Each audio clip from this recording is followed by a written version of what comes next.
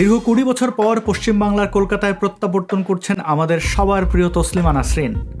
হ্যাঁ, আগস্টের ১ তারিখ রবীন্দ্র সদনে তিনি উপস্থিত থাকবেন, তিনি বক্তব্য রাখবেন, পশ্চিমবাংলার কলকাতাকে আলোকিত করবেন।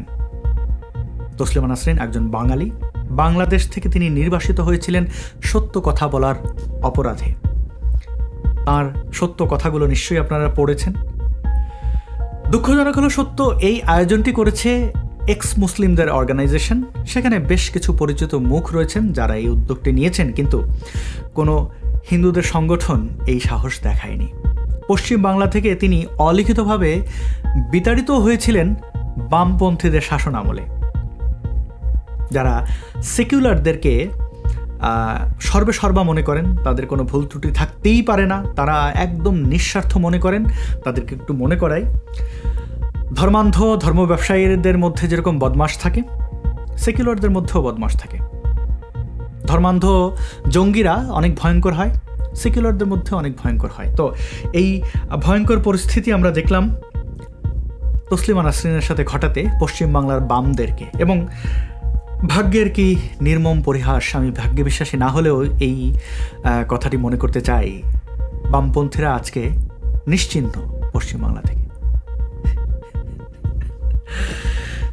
আমি এখনও কিছু বামপন্থী নেতাদেরকে দেখি ইনিয়ে বিনিয়ে তসলিমা নাসরিনকে একটু দোষ দেওয়া যায় কিনা, নরেন্দ্র মোদীকে একটু বকে দেওয়া যায় কিনা তসলিমা নাসরিনের এই প্রত্যাবর্তনকে কেন্দ্র করে। লজ্জা, তাই না? আবার দেখি কিছু লোক সংবাদ পাঠ করছেন, বলছেন তসলিমা নাসরিন মুসলিম হলেও মুসলমানদের উগ্রতা নিয়ে সমালোচনা করেছেন, মৌলবাদী মুসলমানদের সমালোচনা করেছেন। প্রিয় বন্ধু, তসলিমা নাসরিন মুসলমান নন। তাকে মুসলমান বলা আর একটা গালি দেওয়া একই।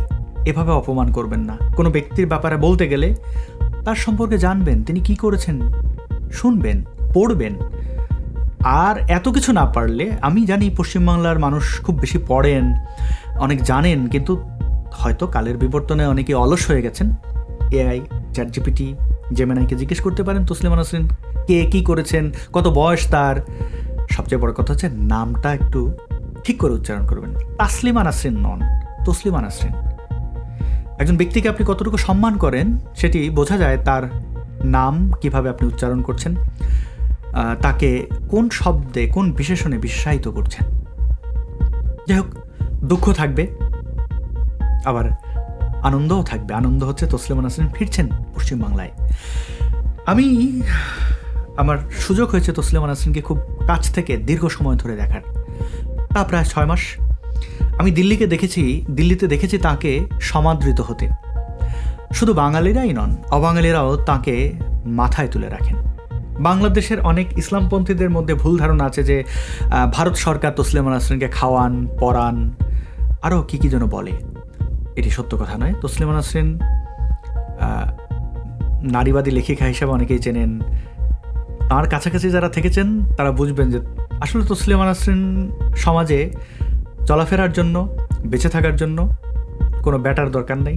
তিনি নিজেই একাই আলোকিত এবং আলোকিত করে চলেন। নিজের ক্ষেত্রে তিনি নিজেই সিদ্ধান্ত নেন এবং বেশ বলিষ্ঠ। এই মহিষী নারীর আসলে কোন কোন গুণ বলবো, গুণ না বলি, তার সংক্ষেপে কিছু কথা বলি। আমি দেখেছি তিনি কতটা সিদ্ধান্তর ক্ষেত্রে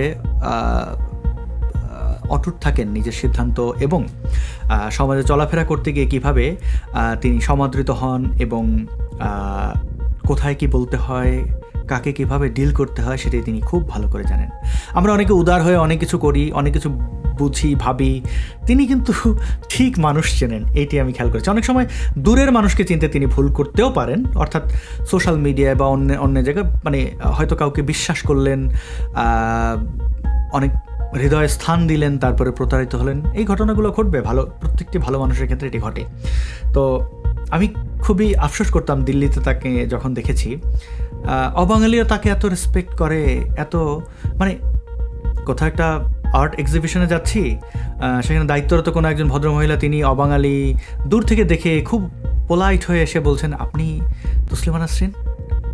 এবং স্বাভাবিকভাবেই তসলিমা নাসরিন জিজ্ঞেস করেছেন কি পড়েছেন, তাকে কিভাবে চেনেন। তো সেই চেনার পরিধি দেখে অবাক হতে হয়। আমি এরকম ঘটনা অনেকবার দেখেছি। তো একজন বাঙালি, তিনি বাংলাদেশ থেকে বিতাড়িত হলেন, আমাদের আরেক বাংলা, পশ্চিমবাংলা, তিনি পশ্চিমবাংলায় গত 20 বছর ধরে যেতে পারলেন না। তৃণমূলকে কি বলে আমি ধিক্কার জানাবো সেই ভাষা খুঁজে পাই না। যেখানে বামরাই তাকে বিতাড়িত করেছে, তৃণমূলের মতো মানে খণ্ডকালীন ব্যবসায়ী, তৃণমূল মানে কংগ্রেস থেকে কিছুটা নিল, সিপিএম মানে বামদের কাছ থেকে কিছুটা নিয়ে যত বদমাশি আছে সেই সকল বদমাশি ভদ্রমহিলা করে গেলেন। মমতা ব্যানার্জিকে ভদ্রমহিলা বলা যাবে কিনা সেটা একটা বড় প্রশ্ন। যাই হোক, বললাম।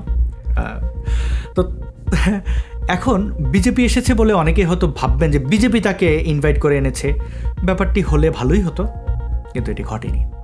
বিজেপি, আরএসএস বা অন্যান্য হিন্দুত্ববাদী কোনো দল সংগঠনই তসলিমা নাসরিনকে পশ্চিমবাংলার কলকাতায় আমন্ত্রণ জানাননি। হ্যাঁ, তারা নিরাপত্তা দিচ্ছে, নিরাপত্তা তো তিনি দিল্লিতেও পান।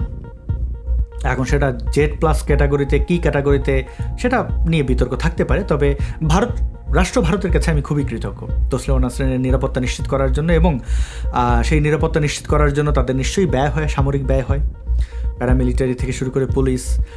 তো সেটি যে আমাদের একজন বাংলাদেশের নাগরিক, শুধু নাগরিক নন, তিনি একজন উজ্জ্বল নক্ষত্র। তার আমি বলবো যে ভারত অবশ্যই অনেক ক্ষেত্রেই গুণী ব্যক্তিদের মূল্যায়ন করতে জানে, আবার অনেক ক্ষেত্রে দুর্ঘটনাও ঘটে। মুফতি মাসুদের ক্ষেত্রে দেখছেন কি হয়েছে, আমার কথা নাই বললাম।